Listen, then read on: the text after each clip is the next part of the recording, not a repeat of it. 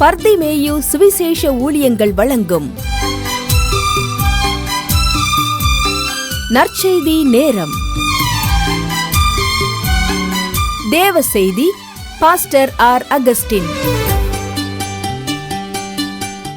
இந்த நாளில் உங்களோடு நான் பேசி வருகிறேன். ஒரு வசனத்தின் அடிப்படையில் உங்களோடு பேசி வருகிறேன்.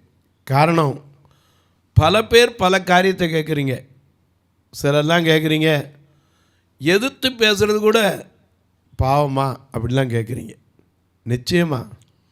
வார்த்தைக்கு கணக்குண்டா அப்படின்னு கேட்குறீங்க. நிச்சயமா. பாலை கொட்டிட்டா அள்ள முடியுமா? பணத்தை கீழே ஓட்டா எடுத்துடலாம். ஆனால் வார்த்தையை விட்டுட்டா நிச்சயமாக திருத்த முடியாது. பேசுகிற ஒவ்வொரு வார்த்தைக்கும் கூட நிச்சயமாக கணக்கு இருக்கிறது. நான் உங்களோடு பேசி வருகிறேன்.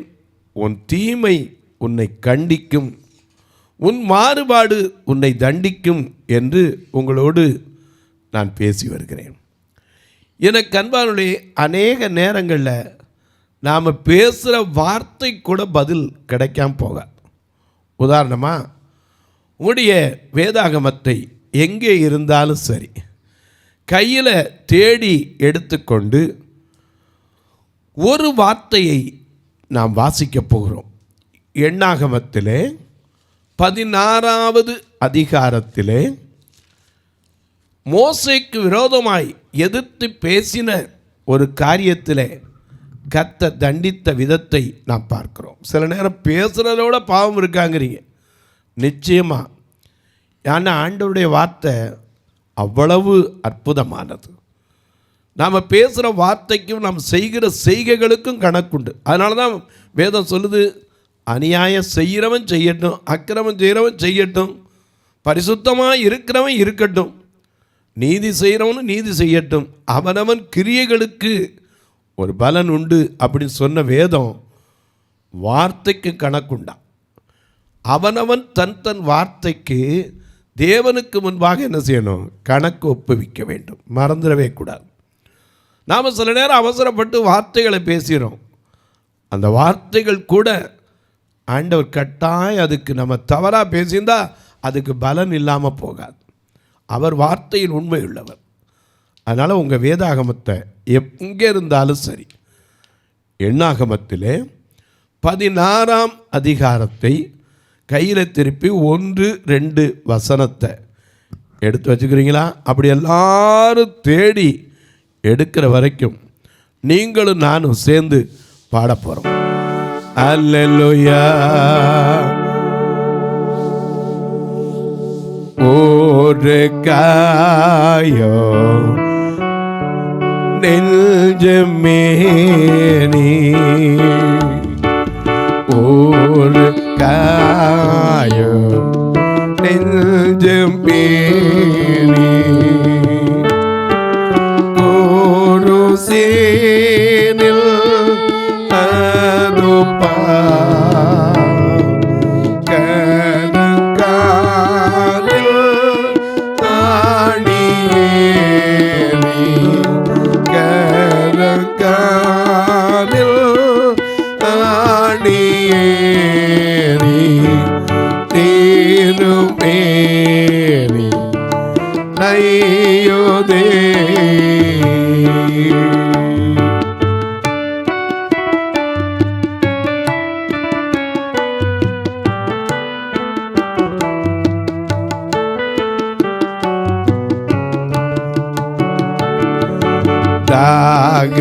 தாகமில்லை நாவரண்டே,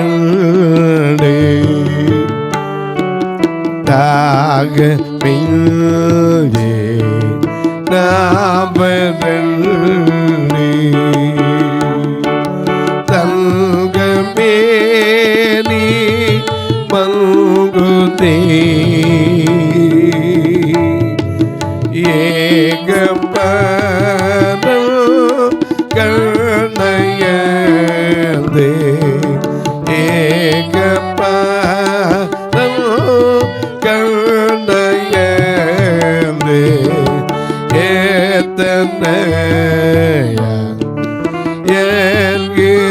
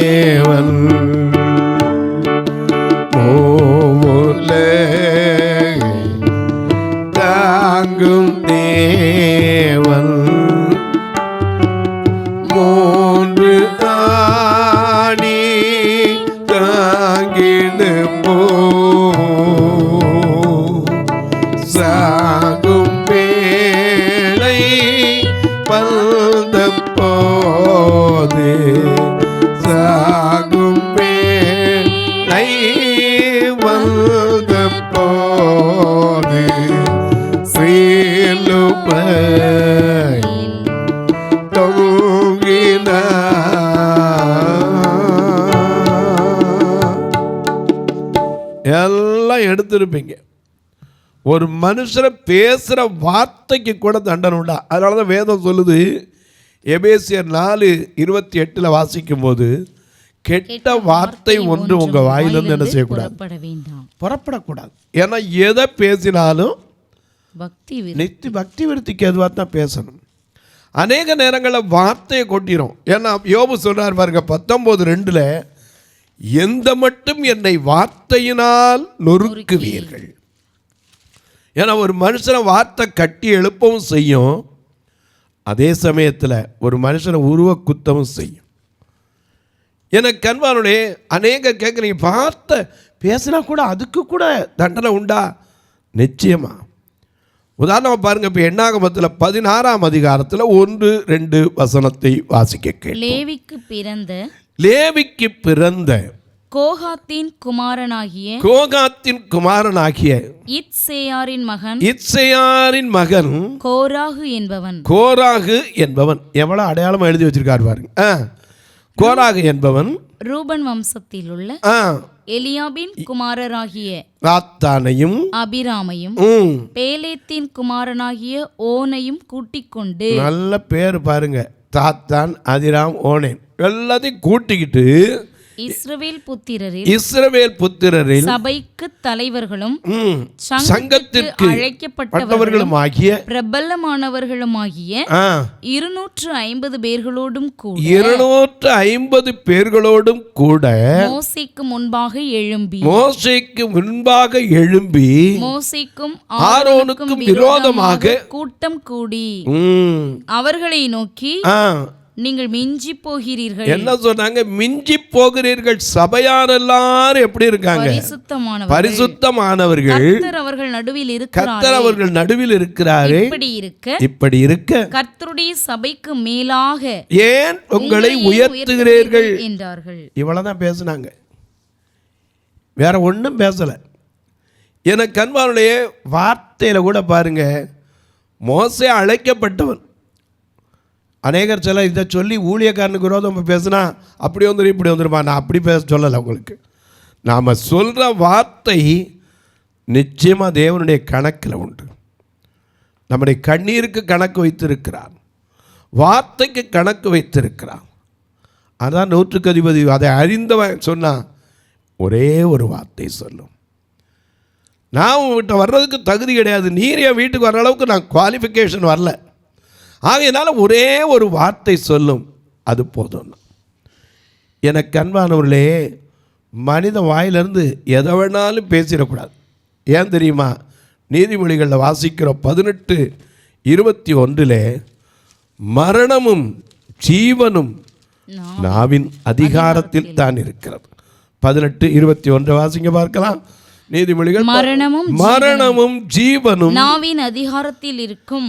நாவின் அதிகாரத்தில் தான் இருக்கிறது. அதில் பிரியப்படுகிறவன் அதன் கனியை புசிப்பார்கள். எனக்கு அன்பார்களே, நம்முடைய நாக்கில் ஆசீர்வாதமும் நம்ம நாக்கில் தான் இருக்கு, சாபமும் நம்ம நாக்கில் தான் இருக்கு. மரணமும் ஜீவனும் ஒரு மனிதனை தட்டி எழுப்புறது இந்த வார்த்தை தான். இன்னைக்கு ஆஸ்பத்திரியில் படுத்து கிடப்பான், ரொம்ப வியாதியோட படுத்திருப்பான். அவனுக்கு போய் என்ன சொல்கிறோம்? டாக்டர்களே சொல்லியிருப்பாங்க பிழைக்க மாட்டான். ஆனால் நம்ம போய் எப்போ டாக்டர் சொல்லிட்டாங்க இனிமேல் நீ பிழைக்க மாட்டேன் அப்படின்னு சொல்லுவோமா? கவலைப்படாதீங்க, சரியாயிரும்.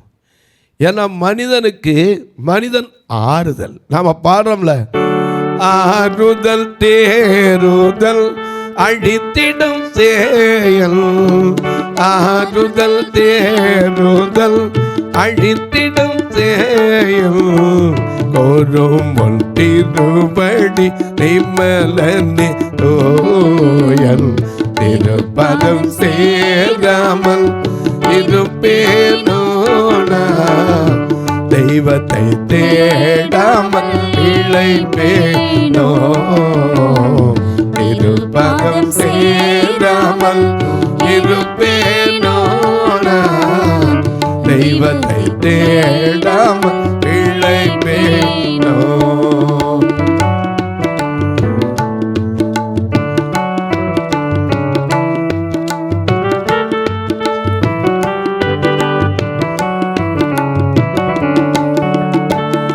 உலகின் மெழுகு போல் உருகுதல் நெஞ்சம், உலகின் மெழுகு போல் உருகுதல் நெஞ்சம், மலையாவும் திருமணி வணங்கின் தஞ்சம், திருப்பகம் சேராமல் இருப்பேனோ, தெய்வத்தை தேடாமல் பிழைப்பேனோ, திருப்பகம் சேராமல் இருப்பேனோ, தெய்வத்தை தேடாமல் பிழைப்பேனோ. ஆறுதல் வார்த்தை இருக்கு, ஒருத்தனை தட்டி எழுப்புற வார்த்தை இருக்கு, ஒருத்தனுக்கு கோபம் உண்டாக்குற வார்த்தை இருக்கு. சிலர் நொந்து போக சொல்றவருக்கு பேசுகிற வார்த்தைகள் இருக்கு. எனக்கு அன்பானுடைய மனிதனுடைய வாயில தான் மரணமும் இருக்கிறது, ஜீவனும் இருக்கிறது. ஒரு மனுஷனை பார்த்து வாழ்த்தலாம், அதே வாயிலிருந்து தூற்றம் செய்கிறோம். அதனால தான் நாக்கை குறித்து சொல்லியிருக்கு, துதித்தலும் சபித்தலும் ஒரே நாவிலிருந்து வருகிறதாம். எந்த வாய் வாழ்த்துதோ அதே வாய் என்ன செய்து சபிக்கவும் செய்து. ஒரே பைப்பில் இன்னைக்கு நல்ல தண்ணி உப்பு தண்ணி வந்தால் ஏற்றுக்குவீங்களா? ஒன்று நல்ல தண்ணியாக வரணும், இல்லாட்டி உப்பு தண்ணியாக வரணும். அதே போல் நல்ல வார்த்தைகளை பேச பழகணும். எனக்கு அன்பானுடைய பேசுகிற வார்த்தைக்கு கூட தண்டனை உண்டு. ஏன்னா உன் தீமை உன்னை கண்டிக்கும். செய்கிறது மட்டும்தான் தீமை இல்லை, பேசுகிறதும் தீமை தாங்க. என்ன பேசுனாங்க? சாத்தான், அதினாம், இந்த கோராகின் புத்திரர். மோசே யாரு? அழைக்கப்பட்டவன். தேவன் அவனை அழைத்து அனுப்பியிருக்கிறார். எதுக்கு அனுப்பியிருக்காரு? யாத்திராகமம் 3ஆம் அதிகாரத்தில் 6ஆம் வசனத்திலிருந்து பார்க்கும்போது, எகிப்தில் இருக்கிற என் ஜனத்தின் உபத்திரவத்தை நான் பார்த்தேன், அவர்கள் இடுகிற கூக்குரலை கேட்டேன், அவர்கள் படுகிற வேதனையை அறிந்தேன். ஆகையினால அந்த அடிமைத்தன வீடாகிய எகிப்து தேசத்திலிருந்து அவர்களை நீக்கி பாலும் தேனும் ஓடுகிற நலமும் விசாலமுமான தேசத்தில் கொண்டு போய் சேர்ப்பதற்கு இறங்கினேன்னு சொல்லி அவனை அழைத்த போது அவன் எவ்வளவோ தடை சொன்னான். அதெல்லாம் நீங்கள் படிச்சிருப்பீங்க. ஆண்டவரை என்னை யாரும் நம்ப மாட்டாங்க, என் வார்த்தைக்கு யாரும் செவி கொடுக்க மாட்டாங்க, நான் பேச தெரியாதவன், திக்குவாயன், மந்த புத்திக்காரன், என்னெல்லவோ சொன்னான். ஆனால் ஆண்டவர் அவனை விடலை. பல அவனுக்கு அடையாளங்களை காட்டி அவனை அழைத்தார். எனக்கு அன்பாருடைய அழைக்கப்பட்டு அந்த மோசே எல்லாவற்றையும் விட்டு இந்த ஜனங்களை நடத்தி வந்தான். அப்படி நடத்தி வந்தபோது இஸ்ரவேல் மக்களுடைய வாழ்க்கையில் அடிக்கடி இப்படி முறுமுறுக்கிறது, பேசுறது வழக்கம். யாக்கோபு எழுதும்போது அதை 4:9 அப்படின்னு தான் நினைக்கிறேன்.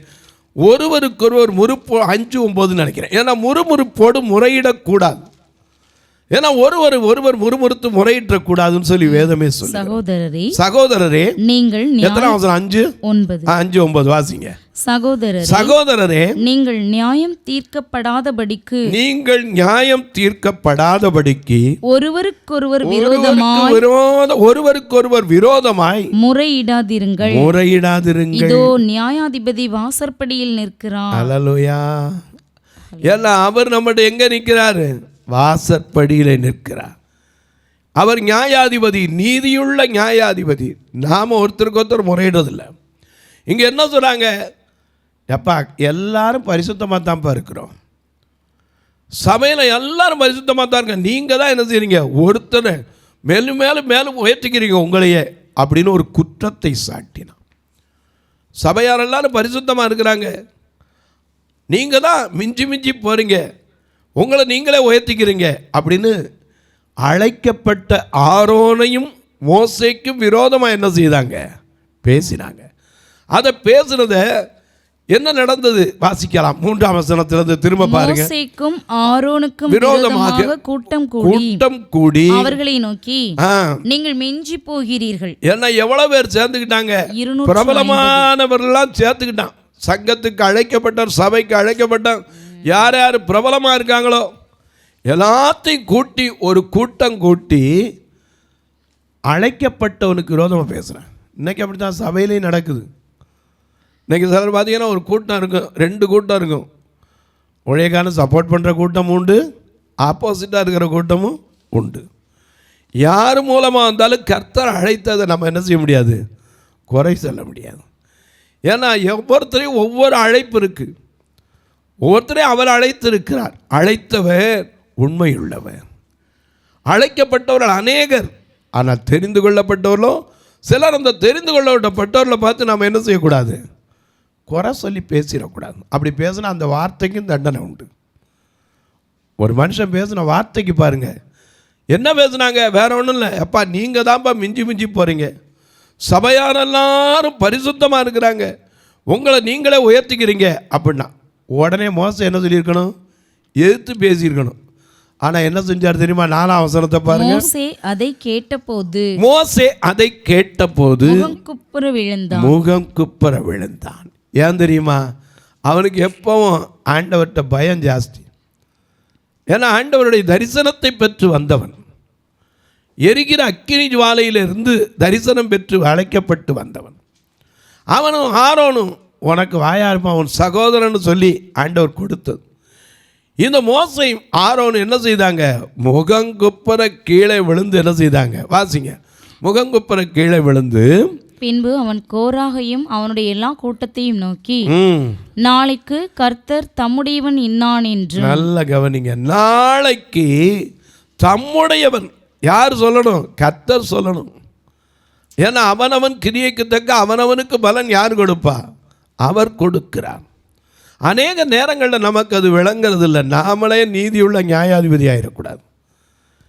ஏன்னா அவர் தான் நீதி செய்கிற தேவன்.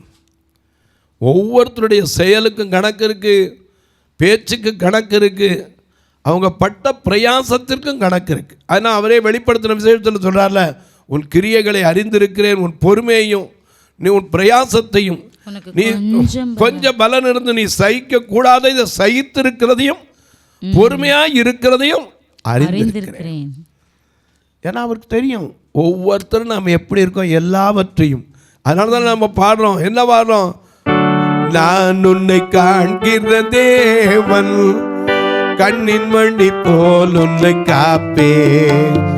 நான் உன்னை காண்கிற தேவன், கண்ணின் மணி போல் உன்னை காப்பே. உன்னை விட்டு விலகுவதில்லை, நான் உன்னை என்று கைவிடுவதில்லை. நான் உன்னை விட்டு விலகுவதில்லை, நான் உன்னை என்று கைவிடுவதில்லை. நான் உன்னை காண்கின்ற தேவன், நான் உன்னை காண்கின்ற தேவன், கண்ணின் மணி போல் உன்னை காப்பே. கண்ணின் மணி போல் உன்னை காப்பே. உன்னை விட்டு விலகுவதில்லை, நான் உன்னை என்று கைவிடுவதில்லை. அவர் காண்கிற தேவன். அதனால்தான் வனாந்தரத்தில் ஆகார் சொன்னார், என்னை காண்கிறவரை நான் இவ்விடத்தில் கண்டேன் அல்லவா. எவ்விடத்தில், வனாந்தரத்தில் ஒருத்தர் இல்லாமல் தனித்து போகிற போது ஆகாரே உனக்கு என்ன சம்பவித்தென்று விசாரிக்கிற ஒரு தூதன் அவரை கண்டார். அதனால தான் அவர் சொன்னார், என்னை காண்கிறவர். ஆதியாகமம் 16:13 தான் அந்த வார்த்தையை வாசிக்கிறோம். என்னை காண்கிறவரை நான் இவ்விடத்தில் கண்டேன் அல்லவா என்று சொல்லி தன்னோடு பேசின தேவனுக்கு ஒரு பெயரை வைத்தால் காண்கிற தேவன். அவர் காண்கிறவர் மட்டுமல்ல, கண்ணை படைத்தவர் காண்கிறவர், காதை உண்டாக்கினவர் கேட்கிறவர். இந்த மோசைக்கு விரோதமாக பேசுனதை ஆண்டவர் கேட்டார். இவங்களாம் சொன்னான், அப்பா நாளைக்கு கர்த்தர் தெரிந்து கொண்டது யாரு, தெரிந்து கொள்ளாதது யாருங்கிறது தெரிஞ்சிடும். மோசை சொல்கிறார் பாருங்க, 4ஆம் வசனத்தை திரும்ப வாசிங்க. எண்ணாகமோ 16:4 மிக அழகா எழுதி வச்சிருக்கார். மோசே அதை கேட்டபோது முகங்குப்புற விழுந்து அவன் கோராகையும் அவனுடைய எல்லா கூட்டத்தாரை நோக்கி, நாளைக்கு கர்த்தர் தம்முடையவன் இன்னான் என்றும் தம்மண்டையிலே சேரத்தக்கவன் கட்டளையிட்ட பரிசுத்தவான் இன்னான் என்றும் காண்பிப்பார். அப்பொழுது எவனை தெரிந்து கொள்வாரோ அவனை தம்மிடத்தில் சேர கட்டளையிடுவார். ஒன்று செய்யுங்கள், கோராகின் கூட்டத்தாரே, நீங்கள் எல்லாரும் தூப கலசத்தை எடுத்துக்கொண்டு நாளைக்கு அவைகளில் அக்கினியை போட்டு கர்த்தருடைய சந்நிதியில் தூபவர்க்கமிடுங்கள். அப்பொழுது கர்த்தர் எவனை தெரிந்து கொள்வாரோ அவன் பரிசுத்தமானாய் இருப்பான். அல்லேலூயா. நாம் இன்னைக்கு அநேக நேரம் பரிசுத்தம் சொல்றமே, யார் பரிசுத்தவான்? அவர் தான் தெரிந்து கொண்டவர். அநேக நேரம் பரிசுத்தம் இல்லாமல் ஒருவனும் தேவனை தரிசிக்க முடியவே முடியாது. ஏன்னா அவர் யாரு? பரிசுத்தர். நாம் சொல்ல வேண்டியதில்லை. ஒரு நாள் போகும்போது பரலோகத்தில் அந்த சத்தம் கேட்டுக்கிட்டே இருக்கும். என்ன சத்தம்? சேனைகளின் கர்த்தர் பரிசுத்தர் பரிசுத்தர் பரிசுத்தர் என்று ஓயாமல் அவரை புகழ்ந்து பாடிக்கொண்டே இருக்கும். அதான் சொன்னேன், எப்பா நாளைக்கு யார் பரிசுத்தவான்கிறது தெரிஞ்சிடும். கோராகின் கூட்டத்தார் கடைசியில் அதை அறிந்து கொண்டார்களா? நிச்சயமாக அறிந்து கொண்டார்கள். அறிய வேண்டிய சூழ்நிலை வந்துச்சு. கர்த்தர் யார் தெரிந்து கொண்டவன் என்பதை காண்பித்த போது அங்கே இருந்த கூட்டமே நடுங்குச்சு. தொலைக்காட்சியில் பார்க்கிற என் அன்பு மக்களே, இந்த நிகழ்ச்சியை நாள்தோறும் பார்க்குறீங்க, கேட்குறீங்க, சந்தோஷப்படுறீங்க. ஒன்றும் மறந்துடாதீங்க. இந்த நிகழ்ச்சி தொடர்ந்து வருவதற்காய் ஜெபியுங்கள். அதன் தேவைகள் சந்திக்கப்படுவதற்காய் ஜெபியுங்கள். எனக்கு அன்பானுடைய எப்போவாவது மதுரை திருநெல்வேலிக்கு வந்தால் எங்கள் சபையை ஒரு நாள் வந்து பாருங்கள். எல்லா இடத்துலையும் நடக்கிற ஆராதனை தான். ஆனால் இதில் மக்கள், பார்வை இழந்த மக்கள், இவர்களுக்குன்னு சொல்லி ஒரு ஆலயத்தை தேவன் கொடுத்ததை வந்து பாருங்கள். அது மட்டுமல்ல, இவர்களை நடத்துகிற தேவன் உங்களை நடத்த மாட்டாரா? நீங்கள் அங்கே வரும்போது பலப்படுவீங்க. சில வேளைகளில் பல காரியத்தை குறித்து சோர்ந்து போயிடுறீங்க. 2 கண்ணும் வெளிச்சம், கருப்பு இருட்டு தெரியாது. ஆனால் இவர்களை நடத்துகிற தேவன் ஒவ்வொரு நாளும் இவங்களை கூட்டிகிட்டு வர்றதுக்கு மட்டுமே வேனுக்காக 4000 ரூபா செலவழிச்சு தான் கூப்பிட்டு வரேன் ஞாயிற்றுக்கிழமை. ஏன் தெரியுமா? கண்ணு தெரிஞ்சவங்களாக இருந்தால் எப்படியா வந்துருங்கன்றலாம். இவங்க பார்வை இல்லாதவங்க. இவங்களை கொண்டு வந்து உட்கார வச்சு சத்தியத்தை சொல்லி சாப்பிட வச்சு திரும்ப வேனில் கொண்டு எங்கே இறக்கணுமோ அங்கே இறக்கி விடணும். இது மட்டுமே ஒரு மாதத்துக்கு 16,000 ரூபா செலவு வருது. கர்த்தர் உங்களை ஏவினால் உங்கள் பிறந்த நாள், திருமண நாள் போன்ற நல்ல நாட்களில் இந்த ஜனங்களை அழைப்பதற்கு உதவலாம். ஒரு நாள் உணவு கொடுக்க உதவலாம். கண்ணில் அவங்களுக்கு ஒரு ஊன்றுகோலை கொடுக்க உதவலாம். அது மட்டும் இல்லை, பார்வையற்றோர் மரித்தா கூட சொந்தக்காரங்க மனசார அந்த அடக்கத்துக்கு கூட உதவ மாட்டாங்க, வரமாட்டாங்க. ஃபியூனரல் காரியங்களுக்கு உதவலாம். திருநெல்வேலியில் பார்த்தீங்கன்னா ஒரே ஒரு ரூம் தான் இருக்குது. இதில் தங்கியிருக்கிற நெருக்கடியில் தங்கியிருக்கிறாங்க. இன்னொரு அறை கட்டப்பட ஜெபிங்க. அது மட்டுமல்ல, எனக்கு அன்பானவர்களே, ஒவ்வொரு நாளும் இந்த நிகழ்ச்சி வரணும்னா ஐயா நீங்கள் ஜெபம் பண்ணணும். ஏன் தெரியுமா? தொலைக்காட்சி சும்மா வந்துடாது. ஒவ்வொரு நெட்வொர்க்குக்கும் பணம் கட்டி தான் ஒளிபரப்பணும். நீங்களும் ஜெபம் பண்ணுங்க. இதற்காக நீங்கள் ஜெபிக்கும் போது கர்த்தர் எங்கிருந்தும் ஆசீர்வதிப்பார். உங்கள் ஜெபக்காரி எது இருந்தாலும் சரி, காலைல 10லேருந்து 5க்குள்ளே சொல்லுங்கள். ஒருவேளை நீங்கள் கேட்கலாம், பிரதர் நாங்கள் தொடர்பு கொள்ளணும், உதவி செய்யணும்னு நினைக்கிற தூரத்தில் இருக்கோம். இதில் வர்ற 2 நம்பரில் ஜிபே, ஃபோன்பே உண்டு. ஒருவேளை ஐயா நாங்கள் கணக்கு வைப்பதற்கு வழி உண்டோ அப்படின்னு கேட்டிங்கன்னா 8438852500 இந்த நம்பரை பாருங்கள். 8438852500. இதில் பார்த்தீங்கன்னா பரிதிமேயும் பார்வையற்றோர் சேரிட்டபிள் ட்ரஸ்ட் இருக்கும். உங்களுக்கு ஒருவேளை அனுப்பி அதற்கு கணக்கு வைப்பதற்கு வேணும்னா உங்கள் பேன் கார்டு நம்பரே எங்கள் வாட்ஸ்அப்புக்கு அனுப்பணும். அப்படி அனுப்புனீங்கன்னா அதற்கான உங்களுக்கு எடுத்து தர உதவலாம். இப்போதும் உங்களுக்கு ஜெபிக்கட்டுமா? நல்ல பிதாவே, நன்றியோடு துதிக்கிறோம் சுவாமி. தீமை மனிதனை கண்டிக்கிறது. அன்றைக்கு கோராகின் கூட்டத்தார் மோசேக்கு விரோதமாய் பேசின அந்த தீமை அவர் குடும்பத்தோடு பாதாளத்தில் இறங்க வைத்தது. உயிரோடு இறங்கினாங்க. தங்கள் உடைமைகளோடும் பிள்ளைகளோடும் பெண் ஜாதிகளோடும் இறங்கினாங்க. காரணம், வேற எந்த தப்பும் செய்யல. ஒரு ஊழியக்காரனுக்கு விரோதமாக பேசினதுதான். அன்பின் தெய்வமே, நாங்கள் பிறருக்கு விரோதமாய் முறையிடாதபடி நாங்கள் எப்போதும் சகோதர சிநேகத்தில் இருக்க உதவி செய்யும். புருஷனை குறித்து மனைவியோ, மனைவியை குறித்து புருஷனோ முறையிடாமல் ஒருவருக்கொருவர் தேவன் தந்த ஈவு என்பதை அறிந்து ஒவ்வொருவரும் வாழ உதவி செய்யும். இந்த ஊழியத்தை தாங்குகிற, ஜெபிக்கிற, கொடுக்கிற எல்லா மக்களையும் ஆசீர்வதியும். பிறந்த நாள், திருமண நாளை நினைவு கூறுகிறவர்களுக்காய் ஜெபிக்கிறேன். கற்ப காலத்தில் இருக்கிற என் அன்பு சகோதரிகளுக்காய் ஜெபிக்கிறேன். தேர்வு எழுதுகிற அன்பு பிள்ளைகளுக்காய் ஜெபிக்கிறேன். வியாதி படுக்கையில் இருக்கிற, வேதனைப்படுகிற ஒவ்வொருவருடைய வேதனைகளில் கண்ணீர் வடிக்கிற மக்களுக்காய் ஜெபிக்கிறேன். வயது முதிர்ந்தோருக்காய், வாலிப தம்பி தங்கையருக்காய் ஜெபிக்கிறேன். நாளை ஐயா மருத்துவமனைக்கு போறேன், என்ன நடக்குமோ என்று பயத்தோடு அமர்ந்திருக்கிற உனக்கும் சொல்லுகிறேன், கர்த்தர் உனக்காக யாவற்றையும் செய்து முடிக்க வல்லவர் என்பதை நம்பி காத்திருந்தா அவர் முன்னே போய் காரியங்களை வாய்க்கச் செய்வார். அன்பின் தெய்வமே, யார் யார் சொல்ல முடியாமல் மனவேதனையோடு இருக்கிறார்களோ, கண்ணீரோடு இருக்கிறார்களோ, மனித வார்த்தையினால் சோர்ந்து இருக்கிறார்களோ, அவர்களுக்கு ஆறுதலை கொடும், சமாதானத்தை கொடும். இயேசுவின் நாமத்தில் ஜெபிக்கிறேன் நல்ல பிதாவே, ஆமென். சபை ஆராதனை ஞாயிறு காலை 10 மணி முதல் 12 மணி வரை. இடம் பர்திமேயு சுவிசேஷ ஆலயம், அன்னை சத்யா நகர், இளமனூர் அஞ்சல், சக்கிமங்கலம் வழி, மதுரை மாவட்டம். பின்கோட் 625201 மற்றும் பர்திமேயு சுவிசேஷ ஜெப வீடு, plot number 107, Eden garden, Muthur, Tirunelveli. Pincode 627011. சிறப்பு உபவாச கூட்டம் ஒவ்வொரு மாதமும் 2வது சனிக்கிழமை காலை 10 மணி முதல் 1 மணி வரை நாகர்கோவில் YMCA ஹாலில் வைத்து நடைபெறுகிறது. மற்றும் ஒவ்வொரு மாதமும் 4வது சனிக்கிழமை காலை 10 மணி முதல் 1 மணி வரை திருநெல்வேலி புதிய பேருந்து நிலையம் அருகில் உள்ள கிரேஸ் ஹாலில் வைத்து நடைபெறுகிறது.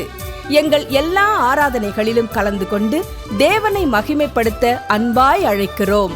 உங்கள் உதாரத்துவமான காணிக்கைகளினால் இவ்வூழியத்தை தாங்க விரும்பினால் R. Augustine, account number 5021364331, IFSC code IDIB 000B066, Indian bank, BP Kulam, Madurai. GPay number 98421819117, BGM ministries மற்றும் 9442559772, பிளைண்ட் மினிஸ்ட்ரீஸ் அகஸ்டின். உங்கள் தொடர்புக்கு பாஸ்டர் R. அகஸ்டின், பர்திமேயு சுவிசேஷ ஊழியங்கள், நாகமலை, புதுக்கோட்டை, மதுரை 625019. தொலைபேசி எண்கள் 9842181917 மற்றும் 9442559772. கர்த்தர் தாமே உங்களை ஆசீர்வதிப்பாராக.